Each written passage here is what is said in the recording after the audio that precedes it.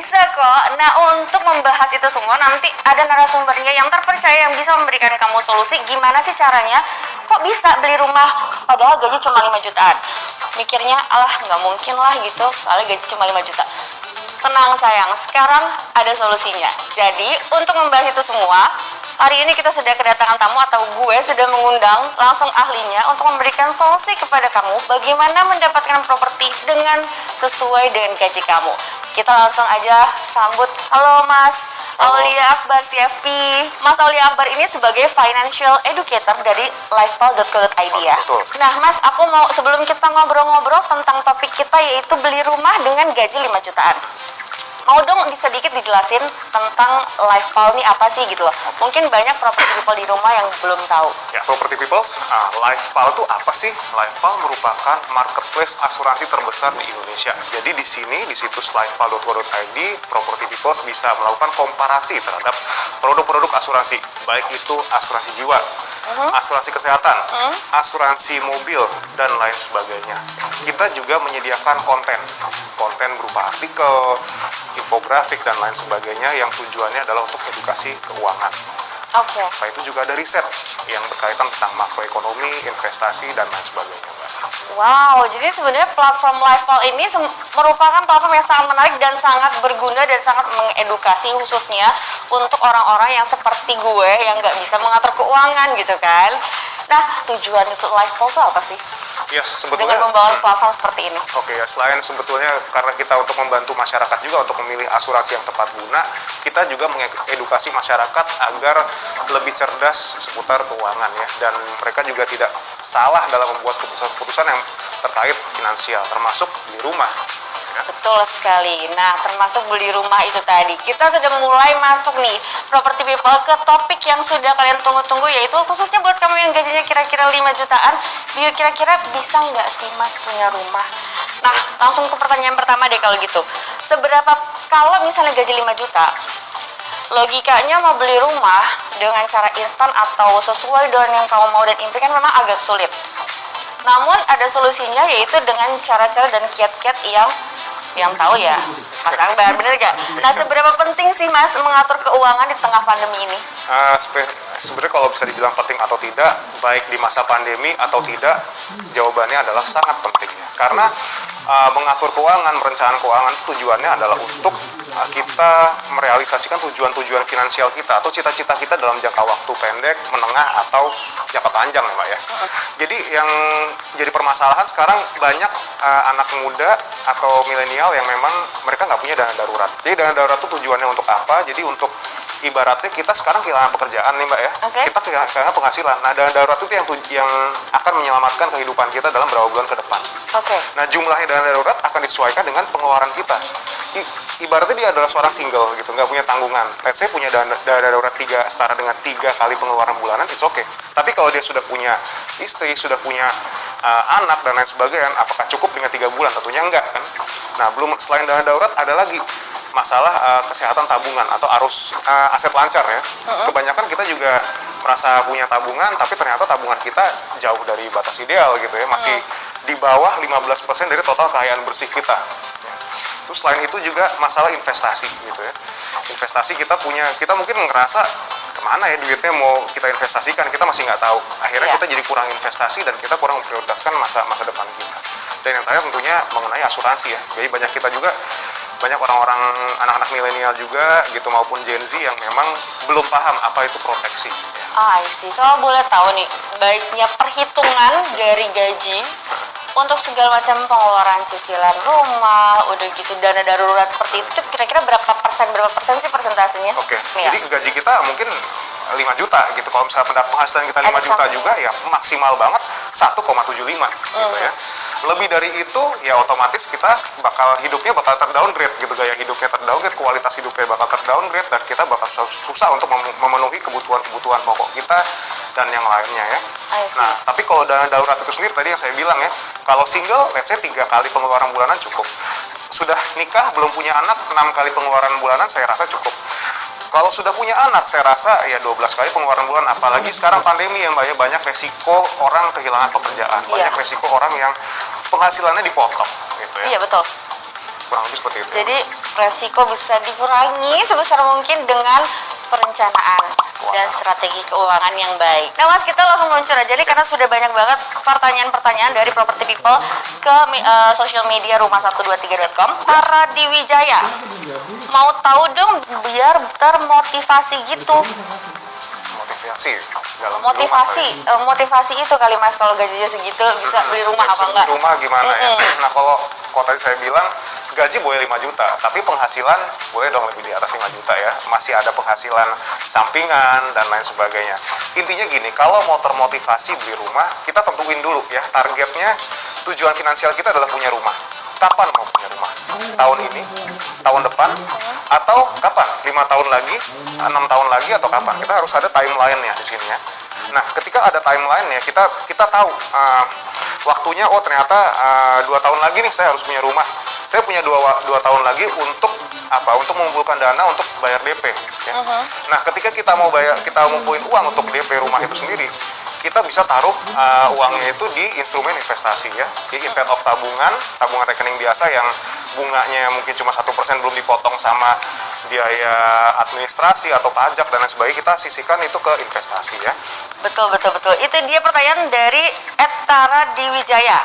Nah, kita beralih ke pertanyaan berikutnya dari Property People juga. Ini Alit Putra. Untuk rumah, desain sendiri atau rumah subsidi? Nah, kalau untuk gaji 5 juta, itu pilihannya ada banyak sebetulnya, Mbak. Ada 3 lah terutama ya. Tapi balik lagi, itu harus berdasarkan dari kebutuhannya. Oke. Let's say sekarang dia sudah punya anak, keluarga sudah punya anak dengan total penghasilan 5 juta. Nah, lantas kalau dia tinggal di rumah orang tuanya, nggak bakal nyaman gitu. Mungkin rumah orang tuanya luasnya cuman let's say kayak 70 meter persegi gitu ya. Dia butuh hunian yang spesial lebih luas lagi. Nah, kalau udah kondisi seperti ini kan darurat banget, dia harus punya rumah subsidi mungkin yang make sense untuk orang dengan penghasilan total 5 juta gitu. Karena sekarang kalau dipikir-pikir, sekarang kan kalau dari Kepmen PUPR kan sekitar 8 juta ya untuk maksimal penghasilan suami istri ya. Untuk yang dibilang MBR itu ya. Nah, dia masih bisa lah pilih rumah subsidi yang cicilannya masih di bawah 35% dari penghasilan mereka ya. Kalau 5 juta, 35%-nya ya 1,5. Rumah subsidi adalah yang 1,4 dan lain sebagainya. Cuman ya begitu gitu ya. Kalau rumah subsidi kita yang penting sudah jadi, sudah ready, bisa ditempati. Cuman lagi sesuai kebutuhan. Kalau misalnya mau pakai rumah komersil, ya bisa juga. Cuman nabungnya harus dengan komitmen yang lebih kuat ya. Pasti karena cicilannya mungkin di atas 2 juta. Nah, ketika 2 juta tapi penghasilan gajinya dia cuma 5 juta, otomatis harus punya penghasilan sampingan di situ. Harus ketat ya, lifestyle-nya harus dikekang. Atau bisa juga kalau misalnya gajinya 5 juta, cuman dia masih single dan kebutuhan akan hunian itu sudah tercukupi, let's say dia masih tinggal sama orang tua, ya bolehlah dipertimbangkan untuk beli tanah dulu di situ. Nanti beli tanahnya dulu. Beli tanahnya dulu, pelan-pelan, nanti dia cicil, makin lama dilebarin, nanti kalau udah kekumpul dananya baru dia bangun rumah. Ya itu kan artinya dia tidak terlalu membutuhkan rumah dalam jangka waktu dekat gitu ya Mbak ya. Jadi bisa lebih santai dan maka nanti bisa dapat rumah yang memang sesuai dengan kebutuhan dan keinginan dia masa depan. Nice, bener juga, nggak kepikiran loh. Ini masih ada lagi nih Mas pertanyaan dari Simple Jamsit.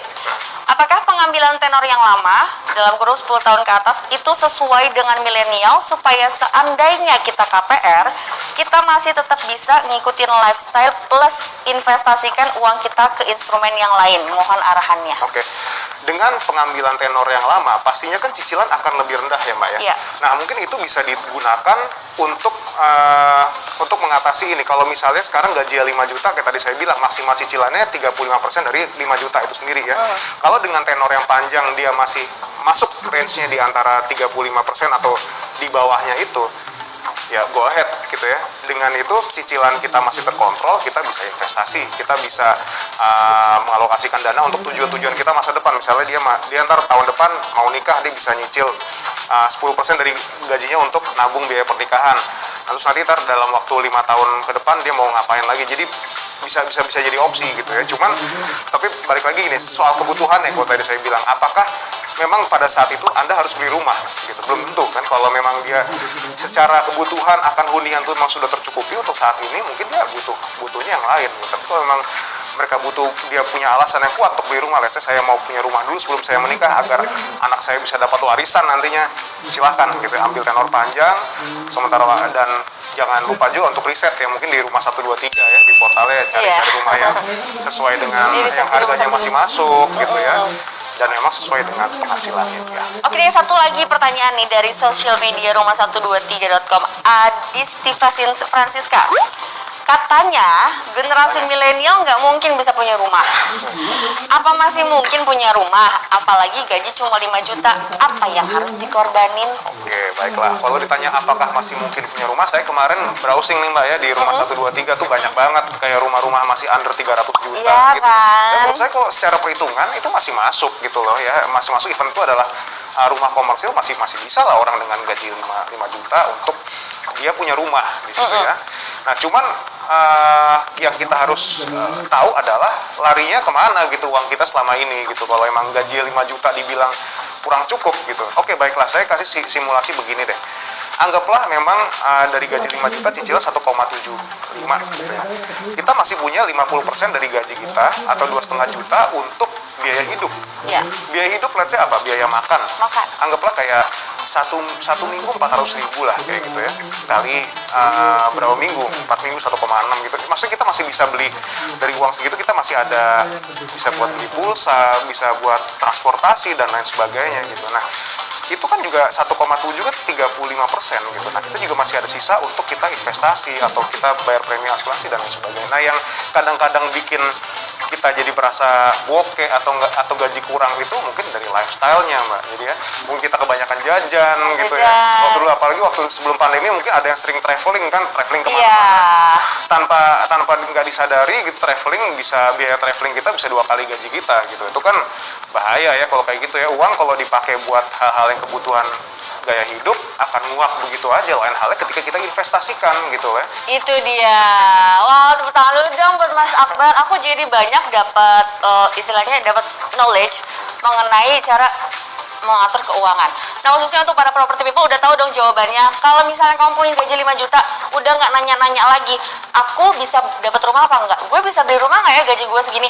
Semuanya bisa, asal keuangannya diatur dengan baik, terutama juga lifestyle-nya juga. Ya Mas, sebelum kita tutup Monday episode hari ini, ada yang mau ditambahkan untuk property people, mungkin pesan-pesan untuk para property people dan milenial yang pengen banget punya hunian sendiri. Oke, jadi pastikan kalau buat property people atau buat teman-teman yang memang punya rumah, maksud saya yang pengen membeli rumah, pastikan rumah itu menjadi kebutuhan ya. Jadi bukan hanya sekedar insecure karena di usia sekian teman-teman nggak punya rumah, terus ngelihat teman-temannya sudah punya rumah, lalu saya harus punya rumah nih kayak gitu. Akhirnya teman-teman memaksakan diri untuk beli rumah, padahal kondisi finansial belum sehat gitu ya. Dan pastikan ketika beli rumah, lakukan perencanaan terlebih dahulu ya. Kapan mau beli rumah, terus berapa harga rumahnya, berapa DP-nya dan pembayaran pertama ya. Dan yang terakhir, pastikan untuk mengumpulkan dana untuk beli rumah dengan menggunakan instrumen investasi, jangan cuma di rekening tabungan. Well, itu dia menjadi penutup perjumpaan kita di Monday kali ini. Jangan lupa untuk like, share juga ke teman-teman kalian yang mungkin lagi cari-cari rumah juga.